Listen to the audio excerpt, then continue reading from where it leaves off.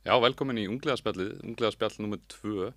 Þetta er þáttur þar sem að ungliðar úr ýmsum hreyfingum koma á spjalla málefni líðandi stundar og fá til sín gesti til að spjalla tiltekin mál. Í kvöld erum við hérna aftur með Þorvarði Bergmann Kjartansinni sem er frá ASÍ Ung og ný sem er komin inn er Anita Sóley Skeving frá ungliðahreyfingunni Andof sem er hreyfing sem að setur mannréttindi yfir pólitík.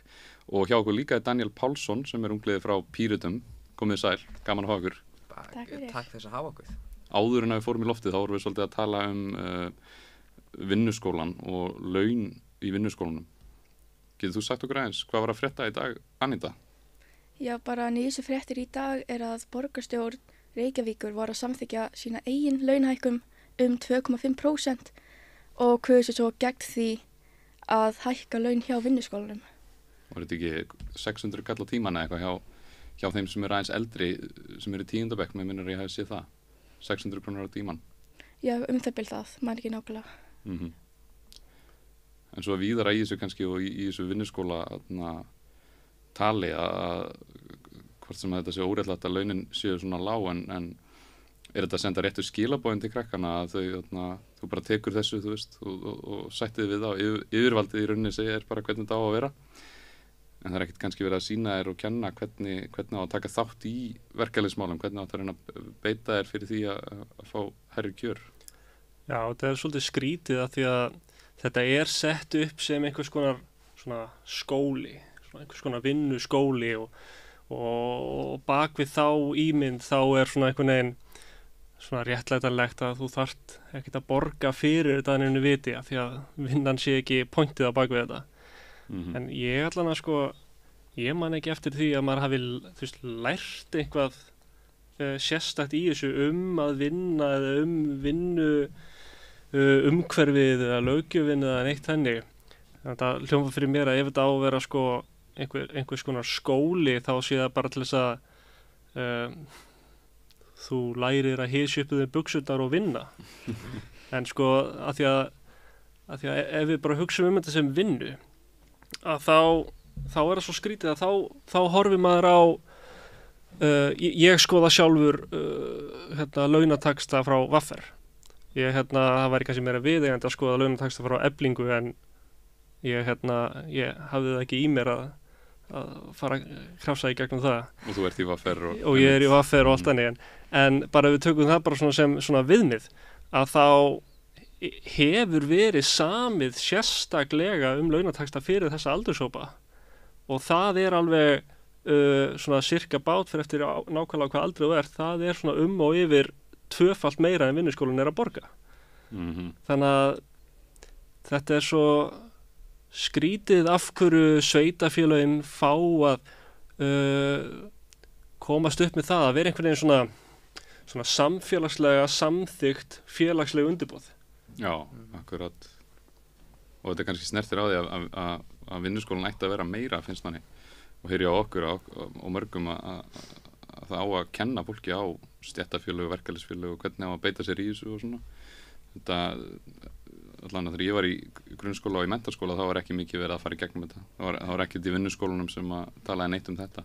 Það sem, í mínu skoðun, það sem annmarka þarf að gera er að auka fræðslu á stéttarfélögum á vinnumarkanum í heild bara gegnum við grunnskólan.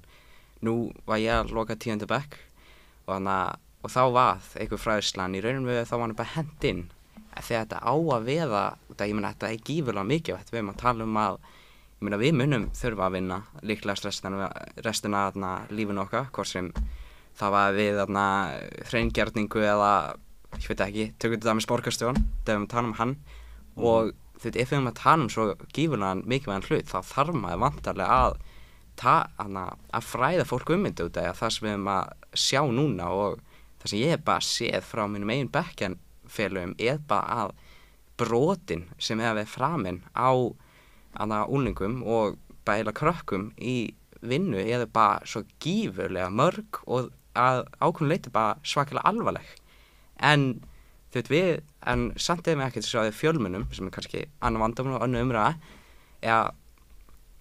fyrirgefið og vandamál er að þessi krakkar þeir kannski sjá þetta en þau fatt ekki að þetta á ekki að vera svo og ég meina hvað þýðir þetta líka fyrir framtíð þegar sem út að ég meina vantarnir munu að halda áfram í hana, hvað ég segja, vinnu ég meina hvað þýðir þetta fyrir framtíð þau út að ég meina ef þau þekki ekki réttinn sinn þegar þau 16 ára munu þau þekki hann þegar þau eldri.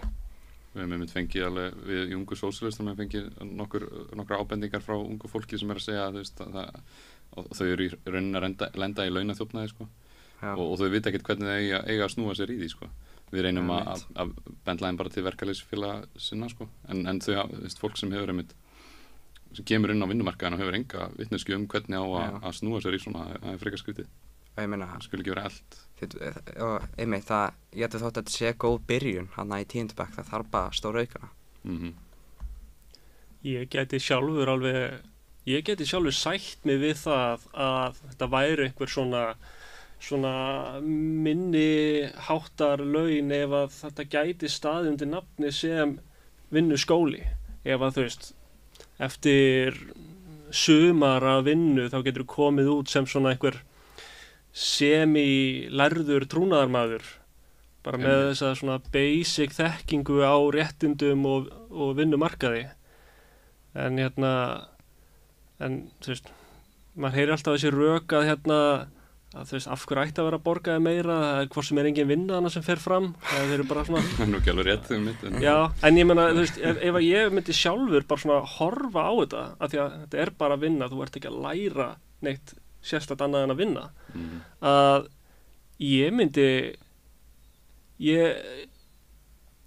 mér myndi finnast það fáránlegt og svolítið kjánalegt af mannesku að sýna þessu starfi virðingu þegar launin eru eins og þau eru þú myndir miklu frekar læra að bera virðingu fyrir starfið og myndir bara vinna bara í einhverju verslun og fá borgað sett lágmarkslaun og sæmileg laun. Já, en þú veist, hvaða fullvita manneskja myndi vinna fyrir 1000 kall á tíman og finnast eins og hann eiga að gera gott verk? Já, mitt. Fóruð þið öll í vinnuskólan á sinni tíma? Já. Fannst þið ykkur læra að vinna þar? Ég lærði ekki að vinna þar. Ég lærði að þrífa klósett. Það er það sem ég lærði. Kannski full seint, en ég lærði það þá á endanum. Bara að mínu mati staðurinn er svo að ungt fólk, börn og ungmenni, þetta er framtíðin. Við getum ekki spara pening neins staðar og þetta á einnig við í heilbrigðiskerfinu, í menntakerfinu og á vinnumarkaðunum og í vinnuskólanum. Við getum ekki bara sparað og svo verið undra okkur yfir því af hverju framtíð mun ekki vera jafn björt ef að við vitum ekki okkar réttindi, við vitum ekki, fengum ekki almennilega menntun. Þetta er alltaf á samleið. Það væri skiljanlegra, þessi lágu laun væri skiljanlegra ef þetta væri meiri skóli, raunverulegur skóli það sem er ekki bara verið að kenna þér að vinna sem mætti heldur gera betur í mörgum tilaukum að kenna mann að vinna en einmitt að kenna þér réttiðin og hvernig þú sækir réttiðin og hvernig þú veist að þau verið að brjóta þér og svona, það eru margir sem veit ekki hvernig þau eiga að snúa sér í þessum málum. Já.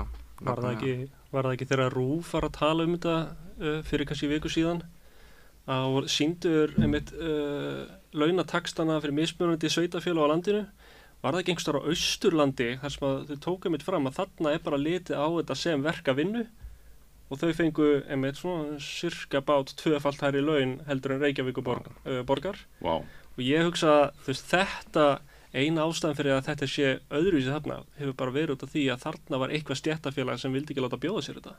Já, en svo reynda í þessu umræði að breyta sér raunum við almennu skóla að sko hættan með því að breyta sér raunum við í skólan hafa sama laun eða fólk mun minna fara í þetta einfallega út af því að það læður laun en þó vantarlega í sammála þetta er vinnuskóli, það á að kenna fólki að vinna og þannig en það þarf held ég einmitt að vera eitthvað millivöð þarna sko að finna eitthvað kompromiss sem allir sáttu við sko. Verið aðra fréttir sem hafa verið í vikunni að strandveiði var stöðvuð tímabilið á að vera frá 1. maí til 31. ágúst en eins og gerist í fyrra þá er veiðin stoppuð af fyrra því að þau eru búin að klára aflaheimildir og Svandís Svavarsdóttir matvælaráðherra segir að hún hafi ekki lagaheimildir til þess að auka aflaheimildir í strandveiðikerfinu en til dæmis Landssamband smábátaeigenda bendir á að það er einfalt regluverk bara sem þú getur sett í gegn að auka heimild kvóta þannig. Af hverju haldið að það sé svona þröngt haldið að kvótanum? Það virðist vera nóg að fisk í sjónum allavega. Á ég að byrja? Já. Ég held að þetta er ekki spurning hana lagaheimild sko. Ég meina lagaheimild þarna og alveg svo við séum með hvalveiða, ég meina burst sér frá manni persónulega skoðun á því, þá sýnir það að ef það er vilji þá er leið til þess að gera það. Ég held að stæðispurningin að fyrst af öllu þessi kvóti er búinn og ef mér minnir hann er ráðlagað að Hafró þess að passa fiskana sko, og þetta er alltaf spurning ég meina, segjum að þú stækkar kvótan en þar af leiðandi ertu ekki á að fara að ógna stofninu meira, og svo líka sérstaklega ef á næstu árin þá mun kvótin vera svo sami, út af ég meina við að tala að núna með núverandi kvóta þá var það búið strax núna, hvað dag í dag? Júlí, Já, það kláraðist í gær.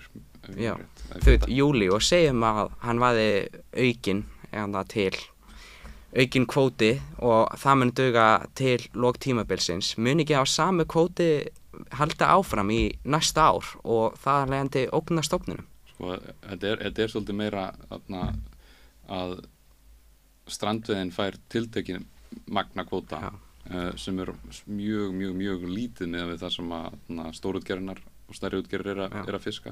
Það er hins vegar eitthvað sem ætti alveg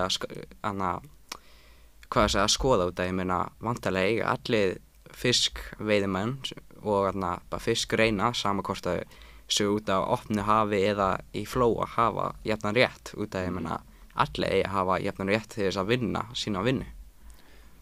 Það strandveiðifélagið og strandveiðimenn benda gjarnan á það að strandveiðin er umhverfisvænni veiði aðferð, af því að þú ert bara með svona línur og þú tekur þorskinn eða fiskinn á króka, en svo farið stóru togarana sem eru risastór net og eru stundum að skrapa botninn og taka bara risavaxnar torfur af fiskum. Finnst ykkur að þetta auka kvótan bara? Það er hægt í reglugerð að taka frá bara kvóta sem ætti annars að vera hjá stórútgerðinni og bara ráðstafa betur inn í strandveiðikerfið. Kannski er ég eitthvað út á túni með þetta, en þetta dæmi nýlega þegar ríki var dæmt bótaskylt til útgerðarfyrirtækis af því að það minnkaði einhvern kvóta sem það hefði áður fengið, var það ekki af því að þeir gáðu frekar meira til strandveiða? Ég þekki það reyndar ekki alveg. Nei, ég man þetta ekki alveg, en þetta tilfelli svona minnum á það, ég fer alltaf inn að hugsa svona, er þetta kannski bara ríkið búið að læra leksíuna sína og ekki brjóta á útgerðinni? Ekki brjóta á útgerðinni, nei. Hafið þið heyrt dóminn frá mannréttindanefnd Sameinuðu þjóðanna sem komst að þeirri niðurstöðu að kvótakerfið, hvernig það sett á og hvernig það starfar, bara brjóti mannréttindi. Þetta brýtur á frumbyggja réttinum til þess að sækja lífsviðurværin sínu nærumhverfi, og út af þessari niðurstöðu þá neyddist eiginlega ríkisstjórnin þá 2009 til þess að setja á strandveiðikerfið, og þá var sko talað til þess að uppfylla þessar reglur og mannréttindi, og þá talaði að þetta er svona sóknarkerfi þar sem það eru þessi 48 dagar og þú mátt fara út, kaupi kannski leyfi á litla peninga og mátt fara út og fiska ákveðið magn á hverjum degi og svona ýmsar reglur í kringu það. En svo hefur þetta bara orðið þannig að þetta er svona aflaheimildakerfi, það sem þið kalla að það eru bara með tiltekinn kvóta inn í þessu kerfi, og þegar hann er búinn þá er bara lokað á strandveiðarnar. Þannig að strandveiðifélagið og fleiri benda á að þetta er ekki raunverulegt kerfi sem er hægt að sjá fyrir sér á, þú veist. Já, svo þetta er líka bara öðra ákveðnu leyti bara atvinnu sko, sem ég meina er spurning hvort það átt að vegi upphafi, þá ég meina vissulega á fólk að eiga réttin á að við strandi sko, en ég persónulega held að lausnin sé fyrst og fremst bara er kannski ósett núna og setið vont fordæmi að auka kvótan út af, ég meina akkur getur ekki á bara næsta ríkisstjórn auka kvótan fyrir þannig að séð útgeða mann ef þau klára kvótan sinni of snemma, þó vissulega þetta er mikilvægt málefni. Ég held allan að þetta er mjög mikið spurning bara hvernig viltu hafa sjávarútveginn á Íslandi, viltu að þetta séu örfá risavaxin fyrirtæki sem að fá allan kvótan, eða viltu gefa rýma heimild til þess að fólk á byggðunum út allt land geti farið og sótt sjóinn? Ég held að lausnin sé bara að strax bara við fyrsta tækifæri, það er kannski ef ég ætla að setja inn einum pappabranda, fyrst skipið farið út á höfn núna, en þau veit bara strax og sem leyfi gefið þá ætti að skoða þetta og það ég meina að sjálfsög deila kvótanum jafn við alla. Þetta ég meina fiskuð auðlind okkar alla og bara auðlind heimsins og á að deila þessu jafnt með hverjum og einum. Já, og þó ég sé sammála að þetta stórt verkalýðsmál, þá samt að þeir skoðan þegar þau fara að endurskoða kvótana eða framhaldið að þau þurfa að hafa þetta sjálfbæra þróun sem leiðarljós í þessu. Þetta bara skuldbinding hjá íslensku ríkisstjórninni að fylgja heimsmarkmiðum Sameinuðu þjóðanna. Það mitt margir að benda á núna að hvað þetta skrítin ákvörðun akkurat í ljósi umhverfismálana að þú lokar á stranduðina sem mun vistvænni, það mun minni útblástur úr þessu. Þú ert ekki eins mikið að hrófla stofnunum, þetta ekki eins skaðlegt fyrir þig. Ef við ætlum að taka umhverfisvinkilinn á þetta, þá ættum við klárlega að auka strandveiðar og minnka hinnar á móti, sko. En yfir svolítið aðra fréttir, nú Atli Þór Fanndal að koma fyrir utan og fyrir að koma inn til okkar bráðum og eru þið búin að skrifa undir undirskriftarlistan að reka Bjarna? Erum við búin að sjá það? Já. Ég reyndar búin að sjá það en ég skal viðurkenna ég hef ekki skrifað undir það, en við getum sagt að þessi vinslu. Já, það kemur að því. Já, svo vonandi. Það var svo deilt með mér tiltölulega fljótt, en að ég var ágætlega fljótur að skrifa undir þetta. Þetta ég held að það væri hægt að sjá undirskriftalistan, en hann kannski bara internal. Já, hann internal eins og einmitt. En finnst ykkur að Bjarni í alvarlegri nótum að hann eigi að segja af sér í ljósi Lindarhvols, Íslandsbanka, sölunar? Svo má kannski nefna líka að hann var í Panamaskjólunum. Já, það mál. Gamla mál, með íslenska mælikvarða. Já. Mér finnst eins og það ætti að vera tiltölulega einföld prinsip að spilling á aldrei að fá að njóta vafans. Spilling svolítið þess eðlis að það örugglega sjaldgæft að þú náir að sanna það umfram allan vafa. Þannig að þar maður svolítið að fara fram við spillingu þannig að ef það lítur út eins og spilling og hljómar eins og spilling þá eigi maður að fara fram við það sem spillingu og maður getur ekki það ekki gild rök að segja treystu mér, þarna var allt gert rétt. Trust me bro. Já, þetta kannski eina tilfelli sem dettur í hug þar sem að ef að það lítur út eins og þú sért spiltur, að fremja spillingu, að þá sé það svolítið á þig að sýna fram á sért ekki spiltur. Mér finnst það svolítið sannast að þau vildi alls ekki, stjórnarþingmennirnir og náttúrulega Bjarni Benediktsson sjálfur, þau vildi alls ekki að greinagerðin kæmi út Lindarhvol sem að settur ríkisendurskoðandi gerði. Og núna eiginlega alveg augljóst af hverju þau vildi ekki að þetta kæmi út. En það ekki líka algjörlega óboðlegt finnst ykkur að það sé ekki komin rannsóknarnefnd til þess að skoða þetta nánar? Af því að það reykur, ef við ekki fara að kanna betur hvort það sé eldur. Ég meina, ef ég má tala það ekki, þannig að þá ætti bara strax að setja rannsóknarheimild í þetta og ég held að það kannski sýnið hvað fjölmiðlaumhverfið og bara Ísland yfir heild skrítið að núna kom þetta mál út, var birt í síðustu viku og þá kom fram að við erum að tala að, ef mér minnir rétt, milljarða af peningum, ég meina ríkiseignum, okkar peningi, var eitt án nægilega útskýringað og hvað þessi eignið voru selda af helmingsvirði og ég meina hvað, ef við að sjá þetta fjölmiðla núna, það ekki engin eftir sem búin að vera með þessu og kannski fyrir utan eitthvað fjölmiðla eins og heimildinu eitthvað, þá bara ekkert búin að fjalla þetta og ég held að þetta bara merki hvað alvarleg spillingin orðin á Íslandi og sérstaklega að við þurfum að svolítið vekja upp við þetta, ég meina spilling ástæðan við því hún dreifist vegna þess að öllum sama í raun og veru, hún fæði ekki athygli sem hún verðskulda og það bara ætti hiklaust að setja rannsóknarnefnd við þetta eins og átti að gera við söluna. Til að komast í botnu málið og eins þegar það er verið að velja eins og Íslandsbankasölun þegar það er verið að velja þá sem fá að kaupa Íslandsbankasöluna átti að vera fagfjárfestar sem kemur í ljós að það var rosa svona lausleg skilgreining og endaði bara á því að vera einhverju sem voru rétt tengdir eða þekktur rétt aðila og svona. Er það ekki bara þannig að það er ekki komin einhver rannsóknarnefnd í gang bara því að þingið er ekki komið saman og ríkið hefur engan áhuga á því að kalla þing saman. Það þjónar ekki hagsmunum og tilgangi. Jóhann Páll, þingmaður Samfylkingarinnar, lagði einmitt fram fyrirspurn greinagerðina Lindarhvol áður en hún var komin út sko.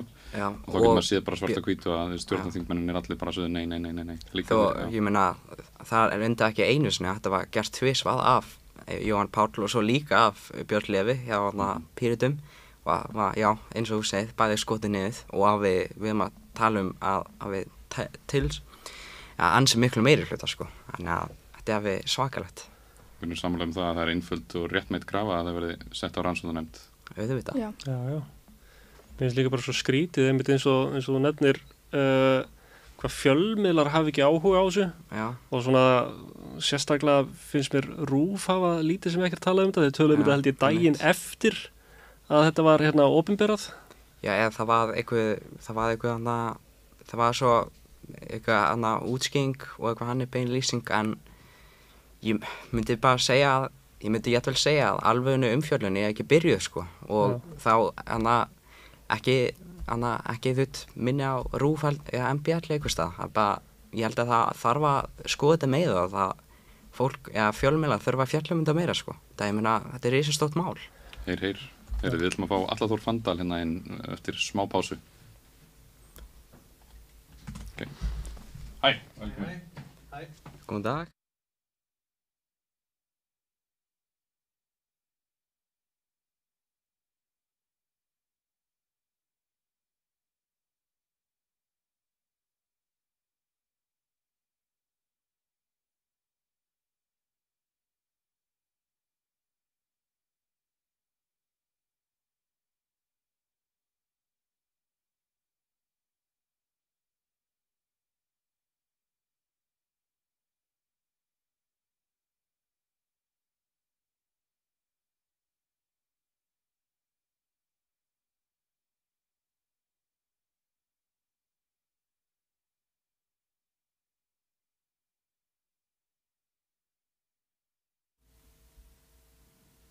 Já, velkomin Atli, takk fyrir komuna. Takk. Á ekki að vera komin rannsóknarnefnd á Lindarhvoli og Íslandsbanka kannski líka? Jú, það ætti að vera löngu komið sko. Það sjá það allir og sá allir fyrir, ári. Það sem er reykur, það er mjög líklega eldur. Já, og líka bara, sko, þingin alltaf fer með eftirlitshlutverk, sko. Það gleymist oft og það er eitt af stærstu hlutverki þingsins er eftirlit með framkvæmdarvaldinu. Þannig að svona rannsóknarnefndir þó að þetta sé hérna á Íslandi að láti svona eins og þetta sé eitthvað svona algjört punt sko, með bara vera í allra alvarlegustu málum. Þá er allt í lagi að skoða hluti þegar það er eitthvað grunur og þetta er náttúrulega bara svona í raun og veru sko þetta er í raun og veru svona pólitíski hlutin þó að þetta þurfi ekki endilega að vera flokkspólitísk og þá er þetta bara löggjafinn að sinni eftirlitsskyldu. Þannig að það er algjörlega, og það hefur alltaf verið algjörlega augljóst að það á að vera rannsóknarnefnd sem fer yfir þetta sérstaklega í ljósi sögunar. Ég meina kannski skýrasta dæmið er auðvitað það sem hún kallar lundafléttan með Búnaðarbanka. Já, man ekki hvað það var. Það var í raun og veru þannig að Búnaðarbankin er keyptur og það átti að vera erlendur aðili. Svo kemur ljós að þetta er bara flétta, þú veist það sem er búið að láta einhvern þýskan einkabanka sem sagt raun og bara leppa fyrir íslenska peninga og á þeim tíma sem þetta gerist var mikið fjallað það, þú veist það var algjörlega í bara augljóst sko. Svo tekur ég man ekki hvað langan tíma að fá loksins rannsóknarnefnd og hún skilar held ég getur verið þessi 2019 eða 2018 sem hún skilar sem niðurstöðu. 2018 var ekki Búnaðarbanki seldu 19 eitthvað. Jú, það er eftir hrun og allt sko, það er löngu búið að þessu og þá náttúrulega með þeirri rannsókn náttúrulega svona svolítið staðfest sko, margt sem að fólk grunaði.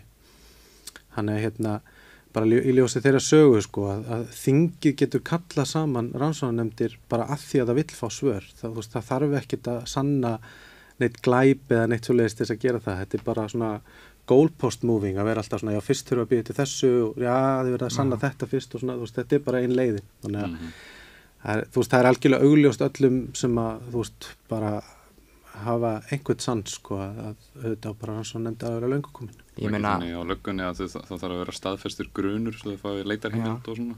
Er ekki Lindarhvol skýrslan einmitt að sína fram á, þar fær maður svolítið staðfestan grun. En ég meina, svo líka rannsóknarnefnd, hún þarna af ástæði þegar þess að skoða svo hluti, þannig að ég meina, auðvitað á að nota hana og ég held að þetta mitt annað sorglega tilfelli við Ísland, hvort sem að kannski bara svo mikið spillingi eða svo mikið meðvirkni að það ekki kalla þetta ofta. Það ég meina, þú segir, þetta á ekki að vera notað við pund. Nei, og minna það líka fjölda aðra leiðir til að sinna svona hefðbundnu eftirliti. En það náttúrulega sko, það sem svolítið spes hérna að þú nefnir lögregluna og alltaf hann settur ríkisendurskoðandi skrifa til ríkissaksóknara sem að svo reyndar vísar þessu áfram til héraðssaksóknara. Það nú væntanlega bara vegna þess að hafa verið gerðar ákveðnar breytingar á verkaskiptingunni. Að sko það á ekkert alltaf að þurfa að vísa öllu á þess aðila. Sko héraðssaksóknari og ríkissaksóknari svona til skiptis má segja að hafi það meðal annars það hlutverk að rannsaka pólitíska spillingu á Íslandi. Það gerist bara aldrei. Eða bara mjög sjaldan, má kannski ekki alveg að segja aldrei. En en sko þingið fer samt með sína eftirlitsskyldu og á bara samt að sinna henni. Það ekki þannig að til dæmis eða rannsóknarskýrslan bankarhrunið kemur, þá ekki þannig að menn sko fara í fangelsi eftir þá niðurstöðu. Þetta bara þingið að reyna að upplýsa og svo nefnd hafði miklu víðtækari skyldur en bara að rannsaka hreinan kláran glæp. Það siðferðiskafli í henni, það farið yfir ákveðna pólitíska menningu og annað slíkt. Þannig að og maður sér það eins og með ríkisendurskoðanda núna í Íslandsbanka málinu, það mjög afmarkað hvað hann að skoða. Svo kemur fjármálaeftirlitið, skoða mjög annmarkaða hluti. Þetta á að vera sko aðskilið, kerfið annars vegar og svo pólitíkin að geta sko handlerað sjálfan sig. Og það bara sko það sem hefur komið mér óvart bara í gegnum tíðina að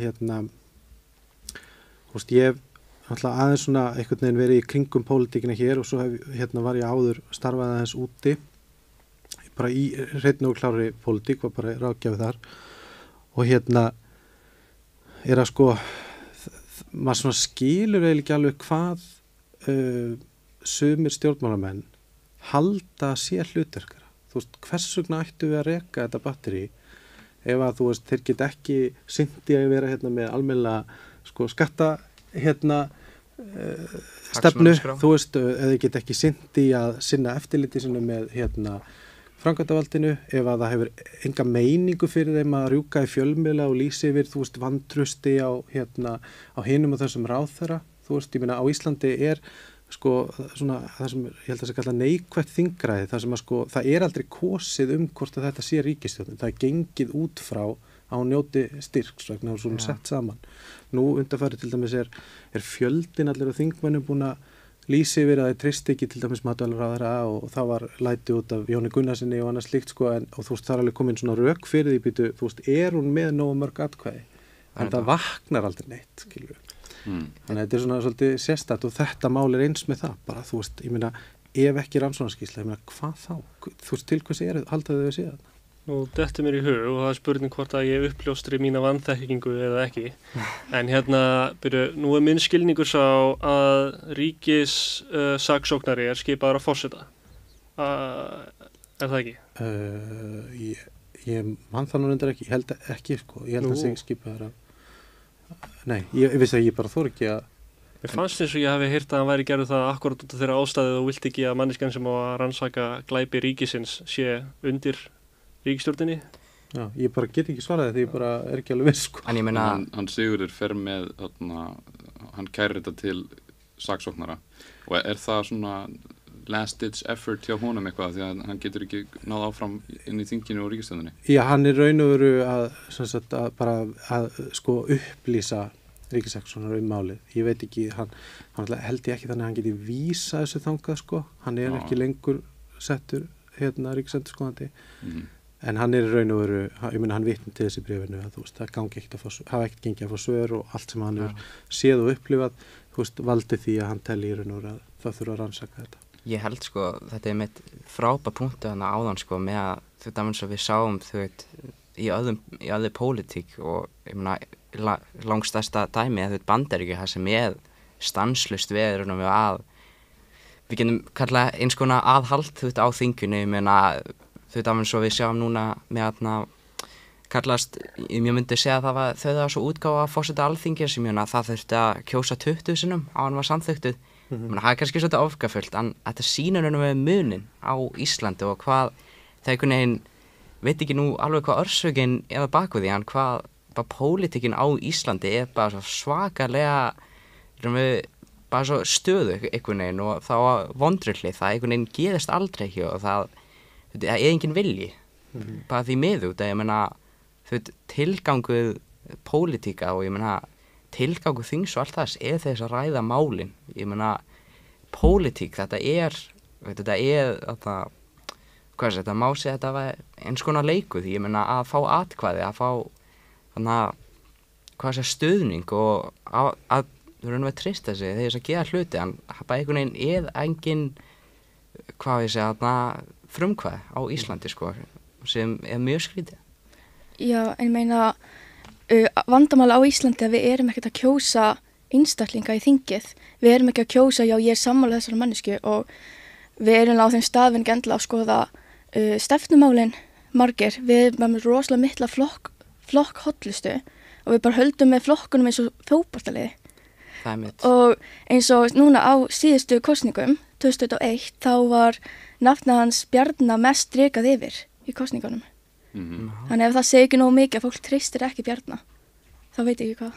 Já, ég mitt bara nákvæmlega, ég meina við maður sjáum að á sínum tíma bara við það 100 ár, þá var bara 4 flokka kerfi á Íslandi, það var bara do it or die og ef það varst ekki partaði þá máttu bara hunskast út. Ég meina flokkshollustan á Íslandi bara gífurleg og ég meina þetta kerfi sem við erum með, það ákveðnuleiti bara make engan sense og það ég meina ég meina flokka, þú veit að kjósa það þess að geða hluti, þetta ekki fótboltalið sko.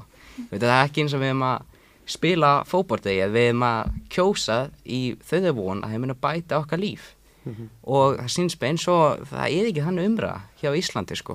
Nei, allir maður spyrja að þú talaðir Daniela í Bandaríkjunum kannski öðruvísi spilling og ég myndi segja miklu meiri spilling sem kannski rótgrónari og svona. En það örugglega allur gangur á því hvernig spilling og hvað hún í hverju samfélagi fyrir sig.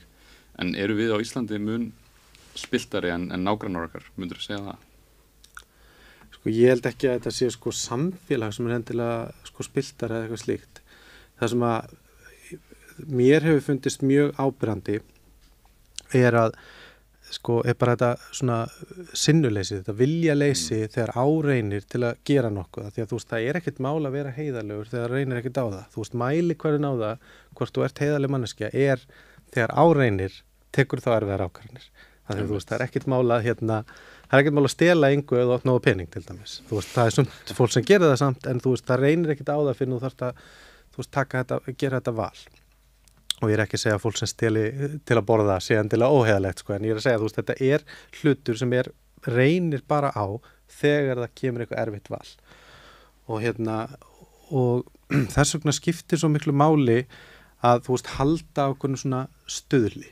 Og það skiptir líka máli að detta ekki í það því að þú veist þitt fólk kannski einhvern veginn viðloði að þú átt einhvern veginn að sko tefji ekki máli eða reyna að hilma yfir. Það ekkert að því að styðja fólk og vera vinur fólks sem hefur gert mistök. Það bara allt annar hlutur. En til dæmis það bara að því að þér finnst að þetta sé bara stjórnarandstaðan eða fólk sem alltaf óanægt, sem alltaf að gagnrýna, að reyna þá að kæfa í raun og veru að staðreyndir komi fram, að skýrslu séu birtar, að það séu farið fram raunverulegar rannsóknir eða úttektir á þessu. Það er þáttaka í spillingu.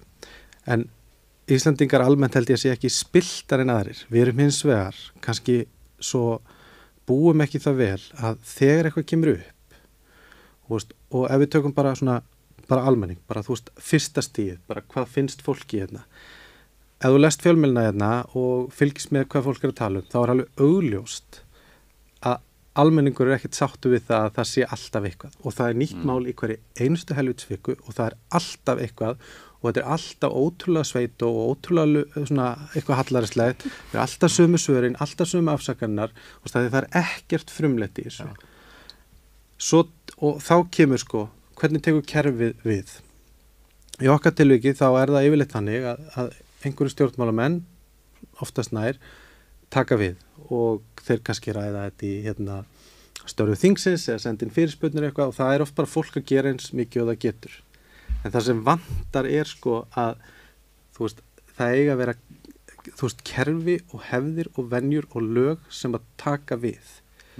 Þannig að það er til dæmis eitt dæmi sem er alveg stórkostlegt og þegar ég er að tala við kollega mínu úti þá tala ég alltaf þetta mál, þó þetta sé ekkert eitthvað risavaxi mál á íslenskan mælikvarða, þetta er svo gjörsamlega ótrúlegt og augljóst. Það er til dæmis það að hér var stjórnmálamaður, hann var í borginni og hann fer í framboð og það kemur í ljós að rúmar 300 milljónir af gæðum voru færðar yfir hans nafn, hann var alltaf einu stærsti eigandinn í Morgunblaðinu.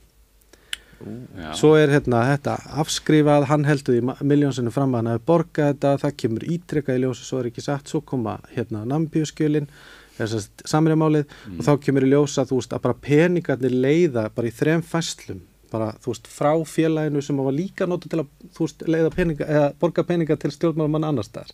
Við vitum þetta hefur verið birt, þetta er augljóst, þetta er eins einfalt dæmi áhrifakaup og mögulegt er. Ok, er þetta glæpur? Ég hef ekki hugmynd það af því að auðvitað er þetta ekki rannsakað. Þannig að við líka búum í samfélagi þar sem að kerfið bregst aldrei við.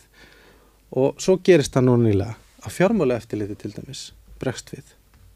Það, og stærsta sekt sem að við höfum bara séð nokkuð tíman. Á Íslandsbanka. Já, og þessi sekt, ég meina, sektin er bara sekt, skilur við. Hún getur verið, fólk getur fundið svona of há eða ekki nóg mikið refsinga eitthvað, en það allavega gerðist það að allt í einu vaknaði fjármálaeftirlitið. Heimsfrægt fjármálaeftirlit fyrir að standa sig ekki í neinu eftirliti.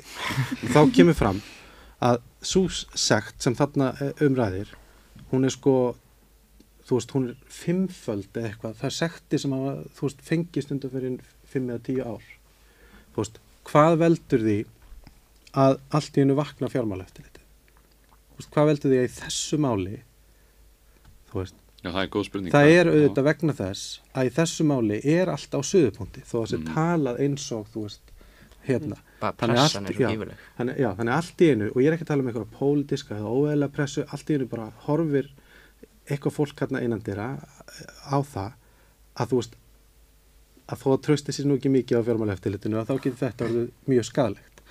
Og það á líka að vera hugsunin alltaf hjá öllum í kerfinu. Það skaðar traustið á þinginu að það geti ekki komið saman úr sumafrí. Það bara skaðar það. Af því þetta er bara vittleysa í huga fólks. Og það versta sem gerir að þó kannski að þegar maður hugsa það að minnka þetta traust í þingi, það kannski maður hugsa ekki mikið út í en svo það versta sem að gerist er að með tímanum og með kynslunum af eins og þegar þessi mál eins og þú ert búin að nefna hér koma stanslaust fram og fjármálaeftirlitið sá sem á að fara með eftirlitið bregst stanslaust við eða fólk bara enda með því að missa trú á kerfinu. Það hætti við að nota sem grunnrétt, sem mikilvægasta rétt sem er grunnu þess að við búum með lýðræði, það er kosningaréttin. Út af því að þau bara trúa því að hann mun ekkert breytast. Þau geta kjósið flokk A, flokk B, samt mun alltaf vera sama spillingin og það er það sem drepið lönd eins og Ísland og eins og öðru löndum. Spilling, hún drepið ekki bara koffera ríkisinn sko af peningi, heldur drepi hún líka ríkið sjálft, því að það enda með því að það verði ekki traust eftir, það verði ekki traust í kerfuna, það virkað, og ég meina, hvernig getur við með ríki ef þú hefur ekki traust þess að gera neitt?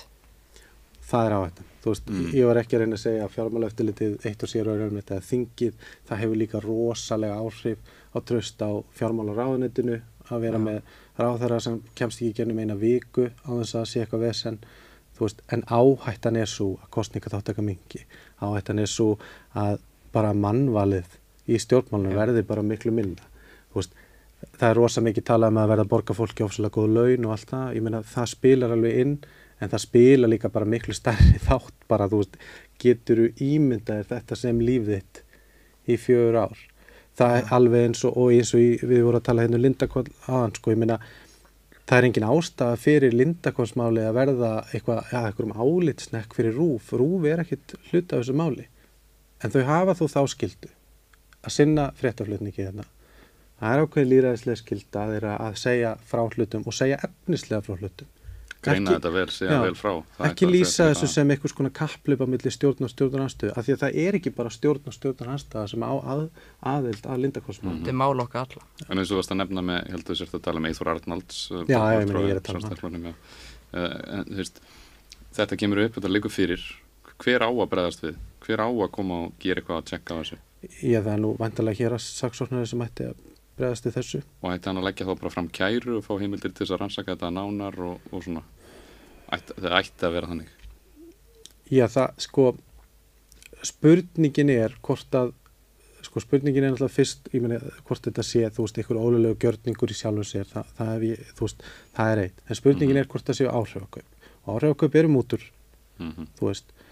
Og ég er að segja, sko, þetta er svo óþægileg staða hérna, það er alveg sama hvað kemur fram. Það er alltaf einhver sem mætir og segir nei, þetta er ekki neitt. Ég meina, eins og með þessa Lindarhvollsskýrslu sem er auðvitað ekki með niðurstöðukafla. Þetta er bara lýsing á því að það er maður sem er að reyna að sinna vinnunni sinni, fær engin svör neins þar, fær ekki frumgögn, sér ekki þessi vinnubröð sem átt að sinna, þú veist, er einhvern veginn, tekur marga mánuð að fá allt, sér að það verður ekki verið lagt mat á hlutina. Þetta er ekki niðurstöðukafli í þessu, af því að hann gæti ekki rannsaka þetta. En það er í sjálfu sér ekki löglegt, sko. Þú veist, það á ekki að hilma yfir. Þannig að þegar fólk segir hérna, bara, þú veist, það er ekkert í þessu, þú veist, ég meina, ég skil ekki að fólk skuli sko gera sjálfur sér að niðurlaga sig svo, að láta þess að það hafi ekki lesskilning. Þetta er bara, þú veist, það er hérna, ríkisendurskoðandi fór þarna með ákveð eftirlitshlutverk. Það er meira að segja þannig að hérna, það er sérstaklega tekið fram í lögunum stofnunina sem félags, að ríkisendurskoðandi fari með þetta hlutverk. Veist, þó svo að lögum ríkisendurskoðanda segir líka að hann fari með þetta hlutverk. En þú veist, það er sérstaklega, það er umræðum á þinginu hvaða skiptir miklu máli. Og hérna, þannig að það er til dæmis eitt, sko, að þessi réttur ríkisendurskoðandi til að fara með eftirlit, hann er þarna til staðar og það er brot á þeim lögum að heimilina ekki, þessum einu lögum. Það getur vel verið að það kom ekki til refsingar, það getur vel verið að sé ekki sakamál, en þú veist, það er annað. Svo er líka eitt, sko, sem er svo augljóst þarna. Það er talað að hérna, tryggja sjálfstæði. Í hérna, úttektinu Lindarhvoll, þá kemur fram á fyrsta fundi kemur kemur maður á vegum ráðuneytisins með prókur og samningsumboð fyrir félagið sem ekki verið haldið stjórnarfund með hérna, skipan mála, þú veist, með uppsetningu fyrirtækisins og enda svo með því að vera ráðin af þessari stjórn sem á að vera sjálfstæð. Veist, þetta er ekki sjálfstæð þetta er ekki sjálfstæðstjórn. Það er augljóst, þannig að það er líka ekki í samræmi við skyldur. En hversna er ég að segja þetta? Það sem ég er að segja er að það skiptir einhver máli hvað fólk sér og segir og hvað kemur fram ef það er alltaf sko, ef menn fara alltaf og bara verja sitt og hafa engin mörk fyrir því hvað eru tilbúinir að sko þvæla staðreyndum og annað slíkt. Og í umhverfi eins og Íslandi þar sem fjölmiðlar eru mjög veikir og þú veist, menn sjá oft rosalega samsæri í því. Ég vann í íslensku fjölmiðlum í nokkur ár og stóra samsæri er bara, þú veist, það er engin tími, það er engin rísósar, þú veist, það eru allir bara engin stuðningu þannig að þú veist, það er bara náttúrulegt að ákveðna fréttir sem eru auðteknar eins og hann sagði og hann segir og þessi er reiður, þær fá meira.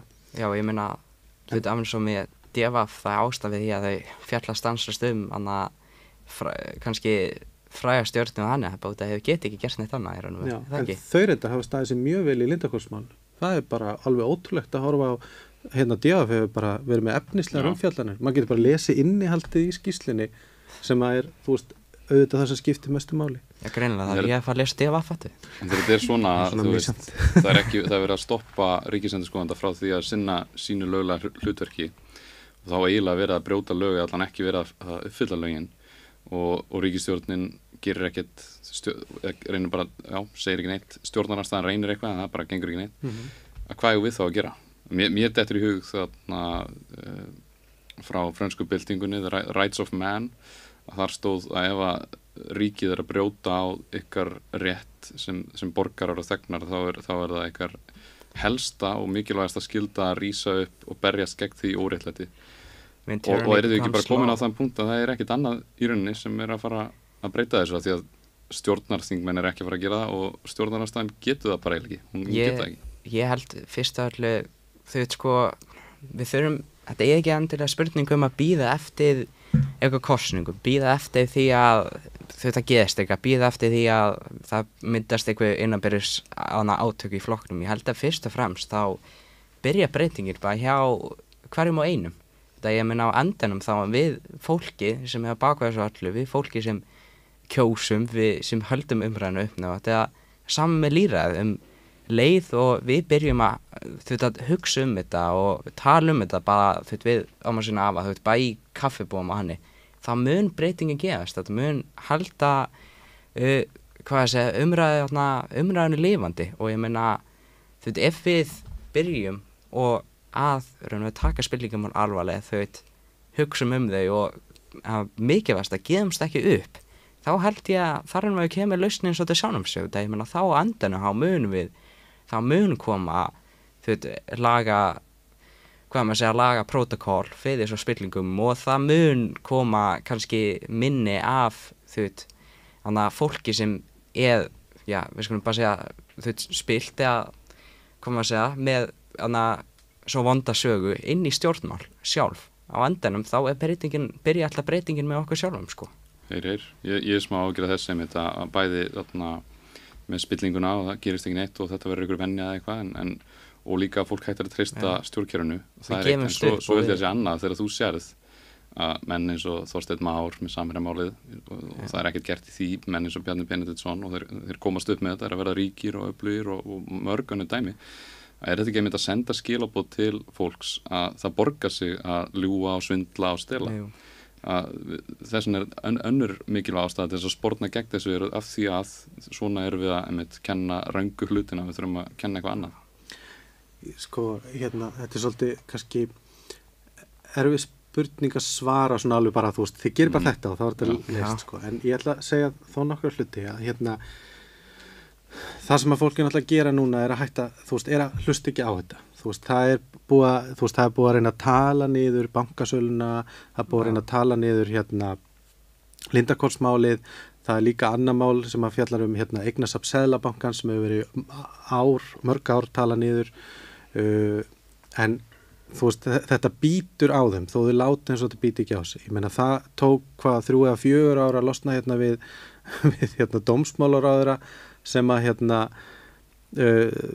svona bara breytti eða bara skipaði ekki dómara sem að hún svona talda væri pólitískir andstæðingar sinir og voru nú margir hverjir ekkert neini sérstakir. Það var Sigríður Andersen skipaði Landsrétt. Og að lokum svona hafðist það en það þurfti nú Mannréttindadómstólinn til og mikil mótmæli og annað slíkt og mótmæli, ég veit að þau eru alltaf tölu niður en þau virka og það skiptir ekki öllu máli þó að það komi 15 manns á mótmælin en það er nú yfirleitt þó að sé oft talað eins og Íslendingar mótmæli ekki mikið þá hefur það breyst mjög mikið. Maðurinn minn er frá Kólumbíu og við förum svolítið á mótmæli svona ef þau eru í gangi og fylgjast með þeim og honum þykir ekki mjög mikið til þess að mótmæla koma, honum finnst þetta bara oft bjánulegt en það er líka kannski dæmi bara hvað Íslendingar, við erum þráttur allt ofsalega friðsælt samfélag og þó að það sé, það er til dæmis mikið traust eða svona samfélagslegt traust en það er minna traust á stofnunum oft það er annað sem að þarf að gera miklu meira og það er að gera grína þessu fólki. Af því að þú veist, það er eitt sem fólk er rosalega viðkvæmt fyrir hérna og það er alltaf kallað dónaskapur. Bara svona að segja bara upphátt, þú veist, ég meina með Bjarna til dæmis, þú veist, það er alltaf að tala eins og það sé ykkur ofboðslega sterkur leiðtogi og eitthvað svona, hann er svolítið kvarnast og því undanfarið, en ég meina, Bjarni er ekkert sterkur leiðtogi, hann hefur verið, þú veist, það hefur verið ákall á hann, eða þú veist, hann hefur þurft að berjast fyrir stöðu sinni margsinnis, það er alltaf eitthvað vesen, hann er alltaf að slökkva ykkur elda eða ekki hann, heldur fólki í kringum hann. Alltaf fólk að bjóða sig fram hérna honum. Og maður þekki málinu þá þegar hann er að verja sig á rúf og svona, það er þetta bara fyndið sko. Já, þetta er bara bull og ég meina nýlegt dæmi þegar hann segir að ég hef nú ekki lesið þessa hérna úttekt. Já, einmitt. Þú veist, ég meina, þetta er bara ótrúlega viðurkenning á vanhæfni sko. Eða eins og hann, ég held að það var að vísa að koma, þetta er frábær niðurstaða. Með Lindarhvolsskilin, hann var bara eins og Nixon á sínu tíma með bara hendina sinni upp, frábær niðurstaða. Maður hefur stundum spurt sig sko hvort að við værum betur stödd sem samfélagi ef að Spaugstofan var ennþá í gangi. Að klárlega. Já, ég segi við byrjum hér og nú að kalla Spaugstofan aftur saman. Það voru uppbóðals þátturinn mínu þegar ég ólst upp og ég hef aldrei komið yfir þá staðreynd að þau hættu. Mér skilst að margir hafi verið ósáttir við þau einmitt af því að þau voru ofta gagnrýna ýmsa hluti og valda mikið fólk og svona. Já, og það er náttúrulega eins og með allt svona að hérna, þú veist það svona mismunandi hvað þú lítur á þetta, sumt þótti manni mjög svona ósanngjarnt og annað ekki, en ég meina, og það er líka máli vera meiri þolinmæði fyrir því sko, ég meina eins og til dæmis með politisk grín sem að hérna er ofta ekki mjög sterkt hérna á Íslandi, að sko gott politisk grín þarf að hafa einhvern kjarna sem að á sér einhverja stóð í raunveruleikanum, sko, oft hérna þegar maður horfði á til dæmis Skaupið þá hugsa maður bara, þú veist, þetta er bara eitthvað rugl, þú veist, þetta á sér enga stóð, heldur er bara eitthvað svona skrifað af alveg, sko, yfirgripsmikilli vanþekkingu og það er ekki að því að, þú veist, að niðurstaðan sé eitthvað, þú veist, pólitískt ósáttu við hana, en gott politisk grín getur líka tekið afstöðu sem er andstæð þinni og maður þarf að hafa þolinmæði fyrir því. En ég held sko að hérna eitt af því sem að þú veist það er svo mikið sko kurteisi að nota sem svo mikið þöggunarvopn hérna að það er allt skilgreint sem ókurteisi en það er engin ókurteisi að til dæmis að spyrja, þú veist, hvað hefur Bjarni Benediktsson gert að sjálfdán, þú veist, hvers vegna er hann í þessari stöðu, að þá er svarið augljóst, hann er bara réttir fjölskyldu og ofsalega vel valdaður, þú veist, þetta er ekki sterkur leiðtogi og þegar hérna fólk frá bankasýslunni eða þeir hjá bankasýslunni sem segja, þú veist, þetta er ekki besta útboð sem hefur farið fram á Íslandi heldur í Evrópu, það er allt í lagi að gera grín að því, þetta er bara rugl og það sjá þetta allir. Með þetta embættisfólk, það er alveg að sjálfsögum að gera grín að því. Þannig ég held að það sé líka miklu sterkara, þú veist, ekki alltaf vera að taka ykkur svona málefnalega umræði við þau heldur bara, þú veist, benda bara á það, þú veist, þetta er bara rugl sem þeir að segja. Já, sérstaklega þetta er orðið svona einmitt, þetta er bara algjörlega fjarstæðukennt bull sem það verða að segja. Ég held að andanum þá þurfum við alltaf að muna að jafnvel, þetta er svolítið eins og núna er að taka landafræna svolítið á þetta sko að eins og sjáum hana Miklugljúfið í Bandaríkjunum, Grand Canyon þú veit, í byrjuninu þá voru þetta bara vatn á steinum þetta var bara eitthvað lítið lág en svo hefur hún gennum tíman myndast þessa gífurlega stóðagjá sem hefur öðða náttúrundi og ég held að við höfum að hugsa raunum við því sama að ég ætla þótt að lítið út eins og raunum við allir þessi mótmælafan svo nefnir það sem kannski bara 10 mann smæti eða eitthvað og þannig geða ekkert gagn í raunum við þau eða geða mjög mikið gagn það bara tekur sér tíma þetta er bara án að segja eins og vatn dropandi á stein sko menn á endanum á mun við að kannski ekki pólitísk vakning en ég menn á endanum mun þetta við breyta hlutunum við höfum bara mun alltaf að aldrei gefast upp. Algjörlega, það tók alveg 500 ára eða eitthvað að fara frá lénsherra skipulæginu yfir í lýðveldi. Ég meina það tók þau af eins og húsaði 100 á það þegar þess að fá sjálfstæðið okkar það tók það tók 80 ár fyrir þess að loksins þess að 4 flokka kerfi myndi hætta ég meina það tekur alls sem tíman og endanum þá held ég að við getum náða sig sko. Borgar sér að beita sér. Ef við má bæta einu við samt hvað er þetta að gera sko eitt stærsta vandamálið í íslenskri pólitík er sko að þetta er ekki fótbolti að það eru engar biðraðir að taka þátt í þessu og flokkar á Íslandi almennt eru innan tómaskeljar það er ekki mikil sko Já, þetta er fámennur hópur og ég er ekki að reyna að gaggrina sko þá sem að koma og vinna af elju. Það er mjög mikið af fólki í næstum öllum flokkum sem að vinna, eða bara í öllum flokkum sem vinnur af mikilli elju. Þú veist, oft er það svona að mínu mati fólk svolítið að miskilja fyrir hvað flokkur stendur en það er annað mál sko. En það er ekki, íslenski stjórnmálaflokkar hafa ekki, þú veist, náð að byggja upp mikla sko þekkingu á málinu, það er ekki mikið sko. Það er ekki þannig að það sé mikið að sérfræðingum hérna innan dyra sem að aðstoða grasrótina og annað slíkt sko og oft er grasrótin mjög lítil. En sko fyrst og fremst bara að mannavæli er bara ekkert rosalega gott. Þannig að eitt sem að fólk á að gera er að flykkjast inn í flokkana. Jafnvel þó að þessi flokkur sé ekki alveg það sem að þau fíla. Sko það er miklu erfiðar að breyta sko sjálfsmynd flokksins heldur en sko einstaka stefnumálum. Þannig að þú veist, ef þú til dæmis, ef að þú telur að hér eigi að taka upp borgaralaun, þá ráðlegir að fara ekki í sjálfstæðisflokkin. Þú veist, af því það er bara svona hluti að sjálfsmyndir að slíkt sé alveg fáránlegt, sko. En hins vegar er þetta styrkja þessar stofnanir, þannig að flokkar eru bara stofnanir fólks og einmitt þannig er þetta ná að tryggja að sko það sé ekki svona mikið foringjaræði, að þeir alltaf talað að það sé svo mikið flokksræði á Íslandi. Á Íslandi er mjög lítið flokksræði. Flokkarnir hafa mjög lítil tök á að halda sínu fólki sko í tékki til þess að standa við því sem þau lofuðu. En hins vegar er alveg ofboðslegt foringjaræði. Ég meina það eins og við erum að tala að núna ætla ég að koma kannski að gagnrýna svolítið sjálfur mig, en eins og ég var að segja hér áður fyrir á hann að þessi þáttu byrja, ég meina ég mætti, ég er stjórnum Ungra Pírata, ég mætti á einhvern fund og ég var bara sjálfkjörinn inn. Já. Og við höfum max við 3 manns og við höfum leifið þess að við 9 manns, það er að við ekki mikið fólk í þessu og ég meina það vantar fólk í þessu og ég held að bara náttúrulega allir flokkar á Íslandi var það mjög glaðið ef fólk myndi koma inn. Ég meina við sjáum bara til dæmis hvað fyrir síðustu alþingiskosninga þá verða náttúrulega svolítið átök í samfylkingunni en átökin eru að því að það flæðir inn svolítið ungu fólki ákvað, alveg bara þú veist og þetta eru sko, ég man ekki hvort það verið 600-800 manns að skráða sig í flokkin. Ok, það er örugglega, segjum að bara 10% af þeim ætli sér að vera eitthvað mjög virk, svo sé kannski helmingurinn sem er alveg bara algjörlega fyrir samfylkinguna. Þetta er ótrúlegur auður fyrir flokkin.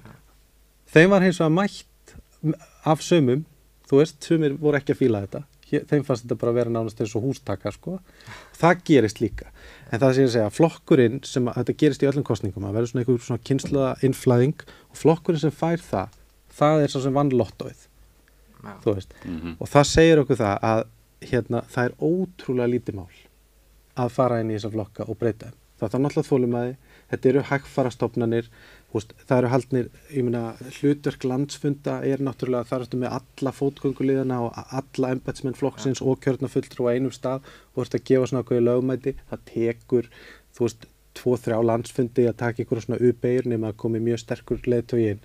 En það sem að ég myndi bara ráðleggja fólki alveg innilega er bara, ef þið eru orðin þreytt á þessu, finni bara einhvern flokk sem er bara svona allt í lagi og bara dæli ykkur inn í hann og takja hann bara yfir og mér sérstaklega þið búið í einhverjum sko minni bæi eða hverfisfjölu eða eitthvað og ég meina þetta er ekki bara íslenskt vandamál, ég meina það kom bók út fyrir einhverjum, ég man ekki einu svona hvenær hún kom út, þessi heit Heimskir hvítir kallmenn eftir hana kvikmyndagerðarmann bandaríska sem gerði Bowling for Columbine. Já, Michael Moore. Já, Michael Moore. Og ég meina ef þú lest þessa bók, þú veist, þá er hann bara að lýsa því hvernig, þú veist, það eru bara 3-4 á okkur fundum og fólk gæti bara labbað inn og allt í einu komið yfir skóla nefndirnar sko. Þetta er sorglega mikið svona og eins kannski með verkalýðsfélögin oft, maður veit ekki alveg hvernig það er en maður rýnt sér þessi svolítið þannig en með þessum orðum þá verðum við að fara að kveðja en þetta er frábær skilaboð því að svona er þetta bara ef fóringjaræði verður, ef það er engin grassroots sem að næra að stjórna blokkunum og koma því á þennan farveg. Þannig ég held að við getum bara sagt hér bara við þau sem er bara að hlusta, bara endilega ég meina kíkið,